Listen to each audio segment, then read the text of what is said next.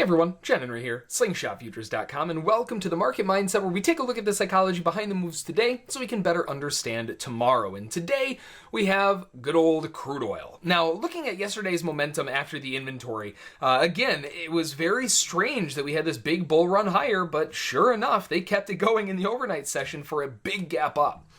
Now, after we got that big gap higher, we're looking at this thinking, again, something just doesn't seem right, but obviously the buyers have something in store for it, and we're looking for continuation. Strong first candle of the day, huge amount of buying pressure to kick the morning off into a small bear pullback. Buyers were seen buying into the move underneath it. They even tried to get orders filled underneath that low and couldn't quite get it there before turning back up.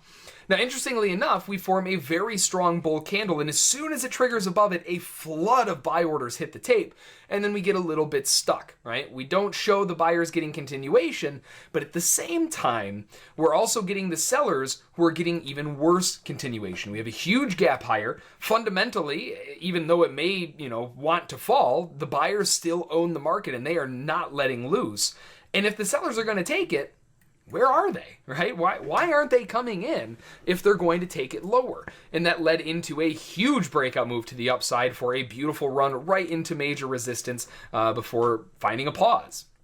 Now, once we find that pause up there, it's kind of like a similar situation. We have a big breakout move. You can't see the other candles here, but the first candle of the day, nice breakout move, bad continuation, another breakout move, bad continuation, but this is where things start changing a little bit, right? Look at the difference in the way that these candles formed. We have a weak bear candle, that's the same thing that we had over here, and then we get a bear engulfing candle.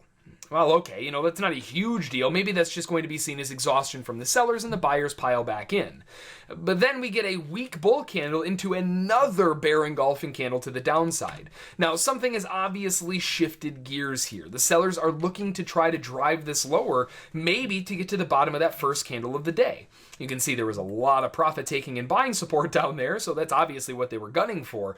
But with that turn of events, with the buyers not showing up to the party and the sellers completely flooding them in, we know that at least they're going to be gunning down to the lows of this. Maybe just for the sellers who took that short to get out at break even and say thanks to crude oil for giving them a chance to. But either way, you're looking for a sell move down at least a little bit further. Once you start finding some buying pressure off of that, it's obvious that the buyers are coming in. Whether they're sellers who are stuck and getting out at break even, doesn't matter. They're still buyers, and they're coming in at a logical place to find buyers coming in at. So that gives a nice little bull bounce back in the opposite direction. But then we start seeing the same problem that we've seen so far from the bear side earlier, bad follow-through, strong follow-through from the bears, especially after a couple bear engulfing candles. The buyers try coming in, nice bull inside bar, gives them a good shot at going further up, nice buy signal to take it up, and then this happens, right? This massive bull candle, which was pretty much all wick.